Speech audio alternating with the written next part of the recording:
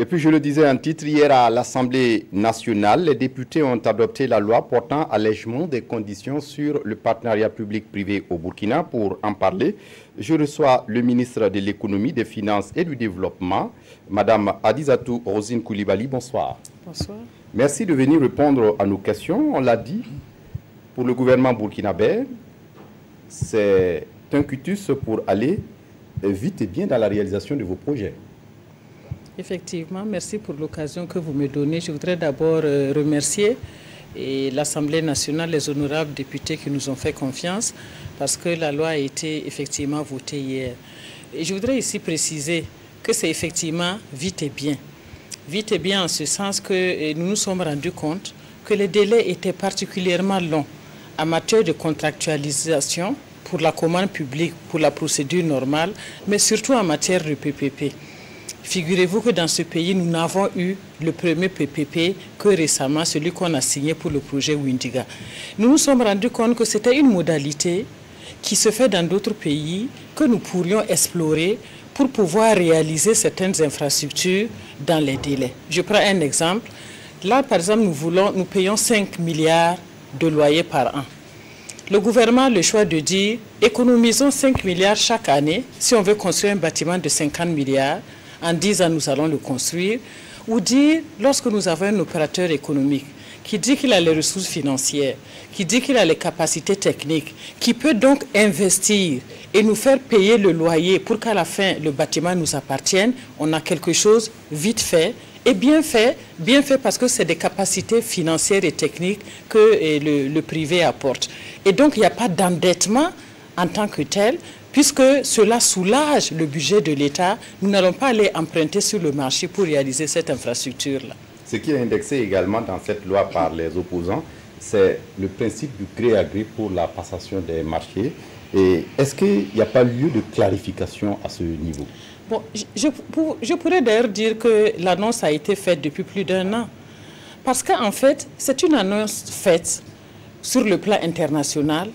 C'est posté sur le site de la conférence et c'est connu depuis le 7 et 8 décembre 2016 lorsque nous étions à la conférence de Paris. Donc il y a plus d'un an en réalité que la liste de ces projets, les 94 projets qu'en fait le gouvernement avait adoptés, cette liste était connue.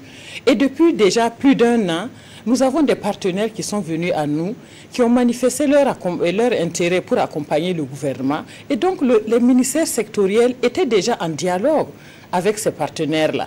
Mais il s'est trouvé malheureusement que le dispositif actuel ne nous permettait pas d'aller rapidement pour exécuter ces projets et programmes. Donc il ne s'agit pas simplement d'aller rentrer dans un contrat dans lequel le gouvernement ne va pas gagner au bout de l'opération, parce que nous prenons le soin de faire une évaluation a priori du montant estimatif du coût du projet, et c'est à partir de là que nous commençons le dialogue avec le partenaire concerné.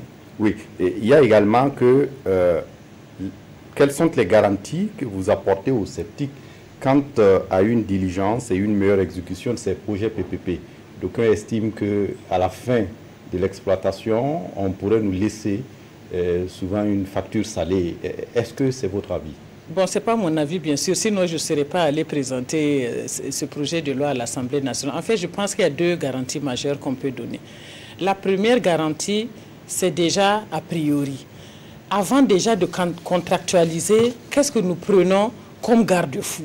C'est-à-dire une évaluation déjà du coût, que nous nous assurions que nous avons des prix de référence, des infrastructures similaires, à quel coût cela peut être fait, est-ce que nous avons une liste de prix de référence, etc. Donc nous avons des éléments de comparaison.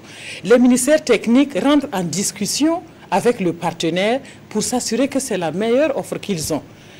3 et 4e, nous-mêmes au niveau du ministère en charge des finances, nous prenons le soin de mettre en place un comité qui va pluridisciplinaire, puisque nous avons même prévu d'avoir des représentants de la société civile, du secteur privé, ceux chargés de la dette publique, etc. Donc nous allons avoir un pool de techniciens qui pourront donc nous conseiller sur la validité, la valeur du contrat. Et mieux, dans le cas par exemple de Windiga, nous avons fait appel à la Société financière internationale de la Banque mondiale, qui est spécialisée dans le secteur privé, qui a mis à notre disposition un expert pour nous conseiller. Donc, en cas de besoin, nous pouvons même faire appel à une expertise. Donc, ça, c'est a priori. Maintenant, a posteriori, cela veut dire quoi? Comment nous assurons que le travail est bien fait? Bien sûr, c'est en ce moment que nous avons dit les corps de contrôle peuvent intervenir pour nous assurer, à travers des audits, que les travaux ont été réalisés dans les règles de l'art. Je pense quand même que ça, c'est un certain nombre de garde-fous que le gouvernement a eu à prendre. C'est normal qu'il y ait des personnes qui soient inquiètes, parce que c'est nouveau, c'est une modalité nouvelle qui est utilisée dans certains pays, mais pas encore au niveau du Burkina Faso. Donc c'est pour cela que nous avons voulu nous entourer de toutes les garanties possibles pour nous assurer que ce sera vraiment des contrats qui vont être réalisés dans le bénéfice vraiment des populations qui attendent beaucoup du plan national de développement économique et social. Merci à vous, Madame Koulibaly, d'être venue nous donner tous ces éclairages sur le PPP et la loi portant allègement de ce nouveau concept qu'on veut expérimenter au Burkina. Merci pour votre disponibilité. Merci.